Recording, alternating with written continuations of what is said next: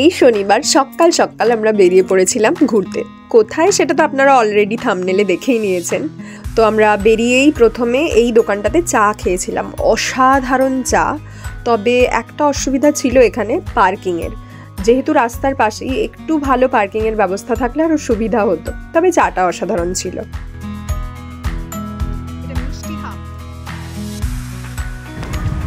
Hello, welcome to সুকুস bag of stories.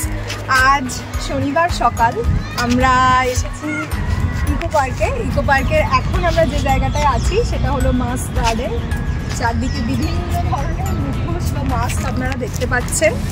তো আপাতত আজকের প্ল্যান আমরা ইকো পার্কেই সময় কাটাবো এবং এখানকার আরও জায়গাগুলো ঘুরবো। আর এখানে যে ভেতরের দিকে একটা রেস্টুরেন্ট আছে, ধামসা রেস্টুরেন্ট, তো ওখানে দুপুরে লাঞ্চ করার প্রোগ্রাম আছে। এবার দেখা যাক।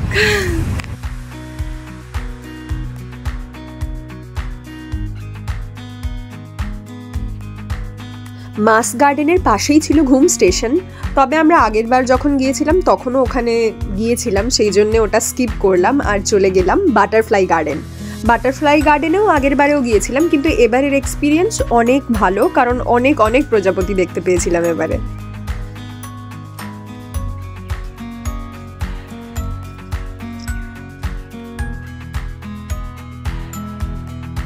এরপর আমরা পৌঁছে গিয়েছিলাম ভাস্কর্যে বাংলার ইতিহাস উদ্যান, বা যেটাকে স্কাল্পচার গার্ডেনও বলা হয়।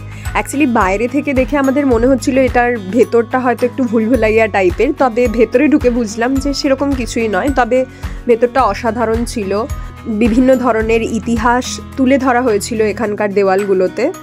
আর সব থেকে আমার যেটা ভালো লেগেছিল, এর ভেতরের যে প্রকৃতি মাতার মূর্তি খুবই অসাধারণ।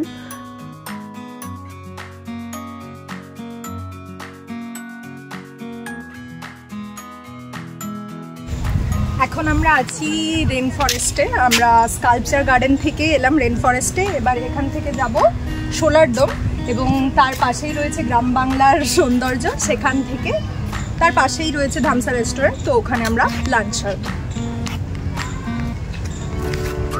এখন আমরা আছি ডিয়ার ফ্যামিলির সাথে। ইকো পার্কের ভিতরে ভিতরে যে কত ঘুরে দেখার জায়গা আছে। এই সুন্দর নাম না জানা পাখিটাকেও কিন্তু আমরা সেদিন প্রথমবার দেখেছিলাম। গার্ডেন, আমরা অ্যাকচুয়ালি এতক্ষণ মিস্ট গার্ডেনের মধ্যে দিয়েই বোধহয় হাঁটছিলাম, কিন্তু মিস্টের কোনো দেখা পাইনি, তাই বুঝতেও পারিনি যে মিস্ট গার্ডেন ছিল।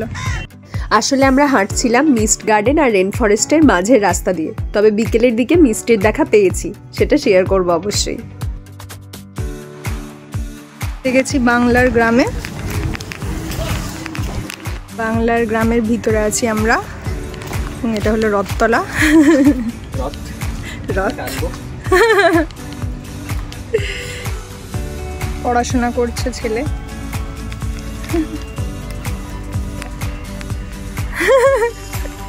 কি সুন্দর নকশাগুলো দেখো,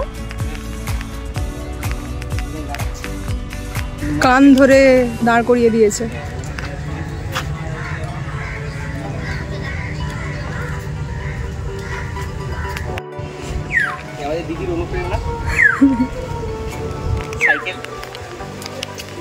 সবুজ সাথী মনে হচ্ছে দেখে।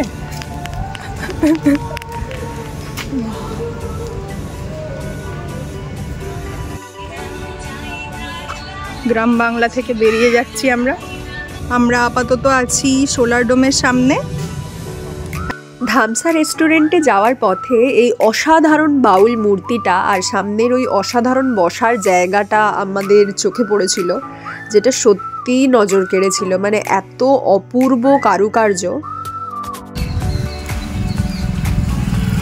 অসাধারণ। এরপর আমরা পৌঁছে গিয়েছিলাম ধামসা রেস্টুরেন্টে। একেবারেই ওই বাদ্যযন্ত্রের আকারেই বানানো অসাধারণ কারুকার্য, এবং সামনের এই প্রতিকৃতিগুলিও অনবদ্য। আর বাইরে বেশ কতগুলো বসার জায়গা ছিল, বাইরেটাও বেশ ভালো বসার জায়গাগুলো। আর ভেতরটা এসি আর বাইরেটা নন এসি, এইভাবেই তৈরি। তবে আমরা ভেতরেই বসেছিলাম। ভেতরের কারুকার্যও তো আপনারা দেখতেই পাচ্ছেন, কি অপূর্ব, মানে বসে দেখার মতো। আমরা খানিকটা দরজার ফাঁক দিয়ে ভেতরটা দেখেছিলাম, তারপরে ঠিক করি যে হ্যাঁ, একেবারে ভেতরেই বসতে হবে। খাওয়ার দাওয়ার কিন্তু ছিল অসাধারণ এবং দামটাও ছিল ঠিকঠাক। আমরা অর্ডার করেছিলাম মহাভোজ থালি, যেটা ছিল 699 রুপিজের এবং যেটা শেয়ারেবল থালি ছিল। তার সাথে আমরা অর্ডার করেছিলাম গন্ধরাজ ঘোল আর হাজারদুয়ারি শরবত, যেটা ছিল কাঁচা আমের শরবত মেনলি, তবে শরবত দুটোও অসাধারণ।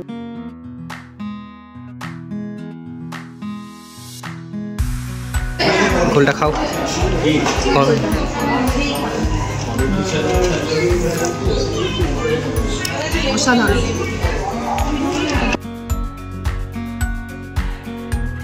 থালির মধ্যে যেগুলো ছিল সেগুলো হলো হিঙের কচুরি আর সরু চালের ভাত, বেগুন ভাজা, তোপসে ফ্রাই, চিংড়ি, মাটন, চিকেন সবকিছুই ছিল। ওগুলো 2 পিস করে ছিল। সর্ষে পাবদা, ডাল, আলুর দম এগুলো তো ছিলই। সাথে গন্ধরাজ ঘোল আর হাজারদুয়ারি শরবতটা আমরা আলাদা করে অর্ডার দিয়েছিলাম।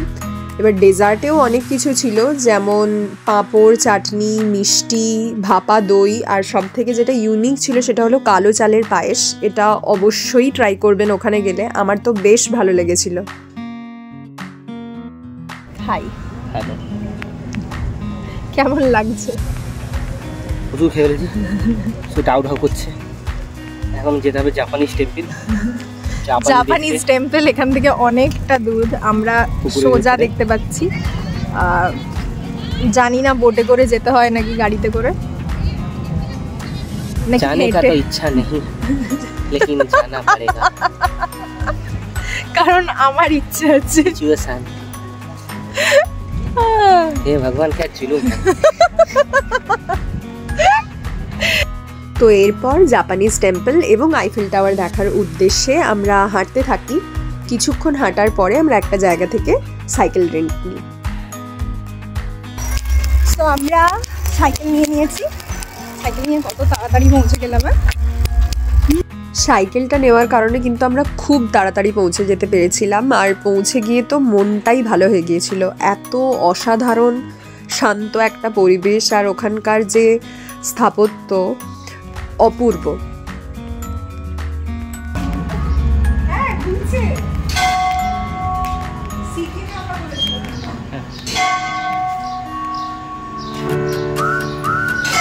জুতো খুলে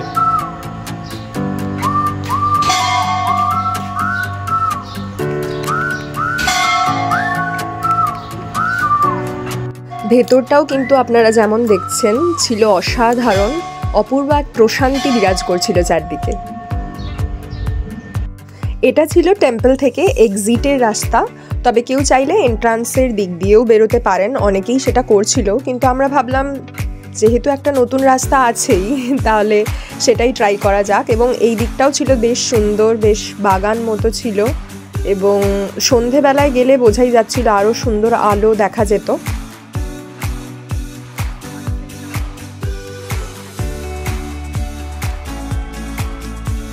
আর এরপর আমরা পৌঁছে গিয়েছিলাম আমাদের বহু প্রতীক্ষিত আইফেল টাওয়ারে। আমরা পৌঁছেছি আইফেল টাওয়ার সাইকেল নিয়ে আইফেল টাওয়ার ভাবা যায়।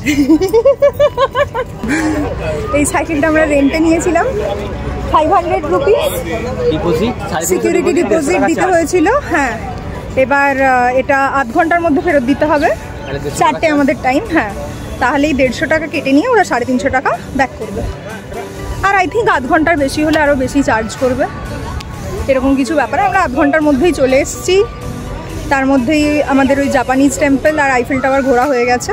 খুব কাছেই ছিল, খুব একটা বেশি দূরের নয়, আর আমরা তাড়াতাড়িও চালিয়েছি।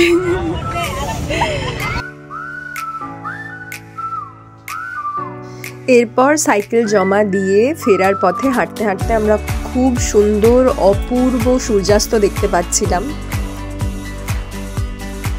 আর ইকো পার্কের এই ডাস্টবিনগুলো কিন্তু আমার বেশ পছন্দ হয়েছিল, কি সুন্দর ফলের মতো দেখতে। সকালে আমরা মিস্টরেন্টটাতে এসেছিলাম, তখনও মিস্ট চালু হয়নি, বাট এখন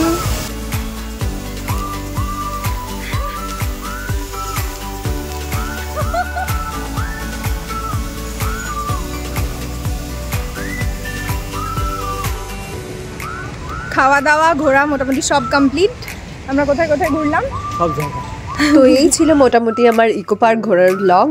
জানাবেন আপনাদের কেমন লাগলো, আর ভালো লেগে থাকলে please like, share and subscribe. প্রত্যেকে খুব ভালো থাকবেন, সুস্থ থাকবেন।